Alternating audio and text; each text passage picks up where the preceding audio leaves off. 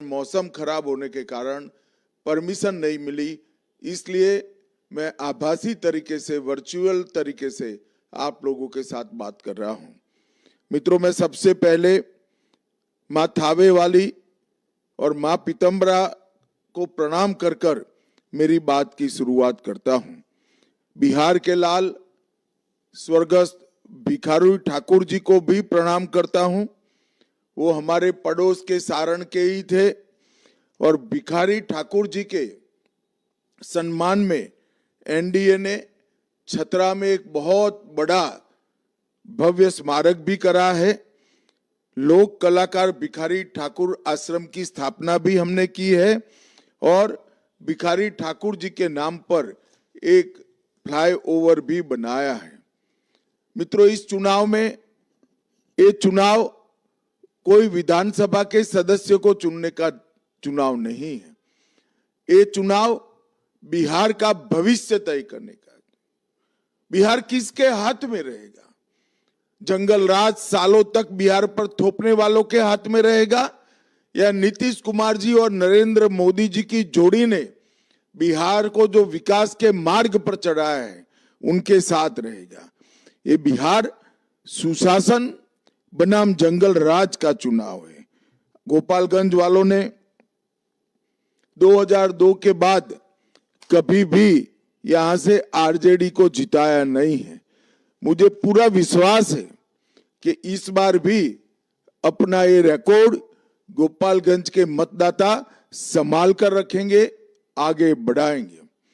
अभी हमने कल हमारा घोषणा पत्र जारी किया है। ढेर सारे बिहार के विकास की ब्लूप्रिंट हमने घोषणा पत्र में की है, मगर दो प्रमुख बातें, एक किसानों के लिए और एक माताओं के लिए मैं रिपीट करना चाहता हूं, दोहराना चाहता हूं।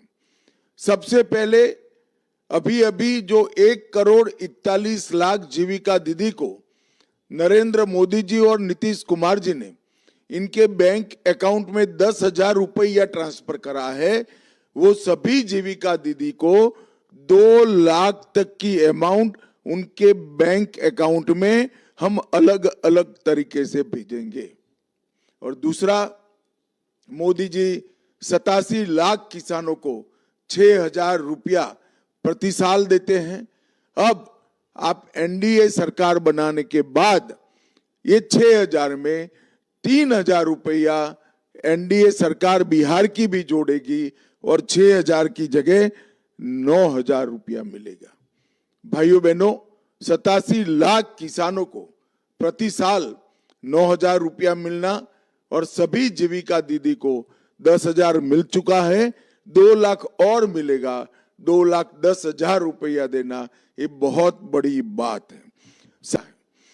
आज मैं गोपालगंज आया हूं, तब आप लोगों को बताना चाहता हूं कि नरेंद्र मोदी जी ने बंद हुई चीनी मिलों को चालू करने के लिए बहुत अच्छा प्रयास किया है।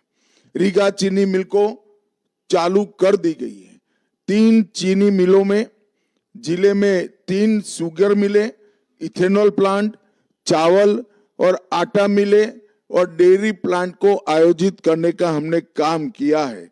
और मैं आज बिहार की जनता को कहने आया हूं कि बिहार की जितनी भी बंद चीनी मिलें पड़ी हैं, वो सभी चीनी मिलों को अगले 5 साल में चालू कर कर हम किसान की समृद्धि के लिए काम करेंगे। एमएसपी की बात ये महाठगबंधन वाले कर रहे हैं।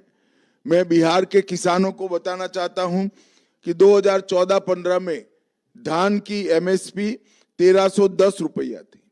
अब हमने इसको बढ़ाकर 2,400 रुपया की है, 81% की वृद्धि की है। और मक्के की एमएसपी भी 1,310 से बढ़ाकर 2,400 रुपया की है।